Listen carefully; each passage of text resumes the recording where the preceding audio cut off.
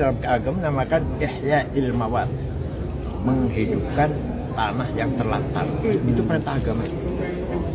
Kita pun membahas itu.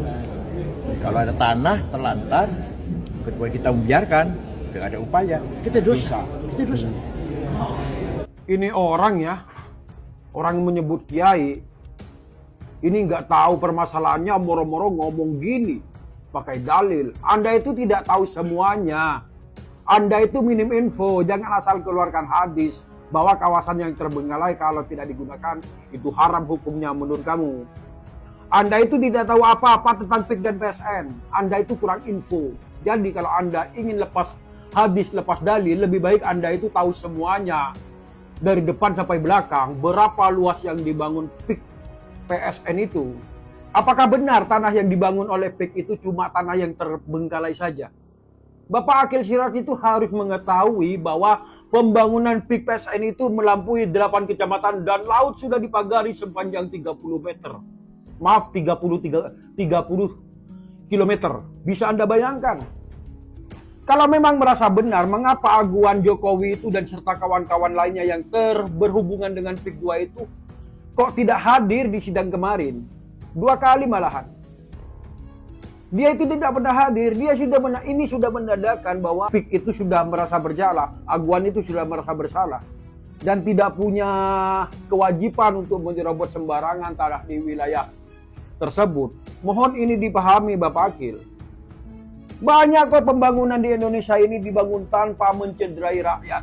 Tidak moro-moro menyerobot tanah milik rakyat dengan harga murah. Contoh jalan tol. Jalan tol itu luasnya berkilometer, beratus-ratus meter. Tapi tanahnya itu diganti dengan uang selayaknya, pengganti yang pantas untuk membeli tanah lagi di tempat lain. Contoh kedua adalah pembangunan tower. Orang yang terkena pembangunan tower itu tanahnya diberi pengganti yang pantas, yang layak untuk dibeli. Bukan hanya cuma 50.000 per meter. Kasus penyerobotan tanah di wilayah Pantai Indah Kapuk 2 ini ya, atau PIK 2, tanah yang diserobot. Tanah yang selama ini dikuasai secara sah oleh warga terancam hilang akibat klaim sepihak oleh pihak pengembang. Proyek besar dikembangkan oleh PT Agung Sedayu ini dan PT Agung Podomoro yang sebagian besar ditujukan untuk pembangunan perumahan dan kawasan komersil telah memicu keresahan warga. Warga itu merasa tanahnya mereka itu diambil alih tanpa izin yang sah dan dibeli dengan murah. Menolak penggusuran lahan dan bangunan oleh PIK 2 dengan harga yang tidak sesuai, bertahan harga mati. Dan bangun oleh PIK 2 dengan harga yang semena-mena, bertahan harga mati. Kami itu tidak anti pembangunan, tapi yang kami persoalkan adalah caranya. Contoh wilayah Banten, selama ini telah menjadi tempat berdirinya Bandara Internasional Soekarno-Hatta dan pabrik-pabrik besar. Namun proyek PIK 2 ini menggunakan cara yang dinilai menyerobot tanah rakyat secara paksa dengan harga sangat murah. Pembangunan yang mengabaikan hak rakyat akan merusak kesejahteraan sosial dan kebudayaan masyarakat setempat. Dan sekarang banyak tuh dukungan kepada PIK 2 ini.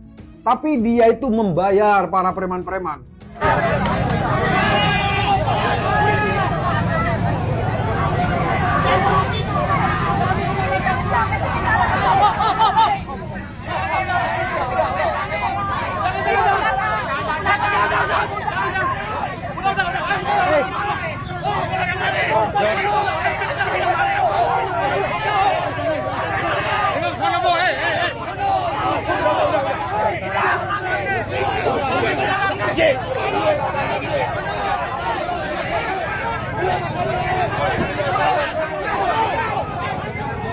Gak ada tuh yang membela itu, ada ibu-ibu, gak ada tuh.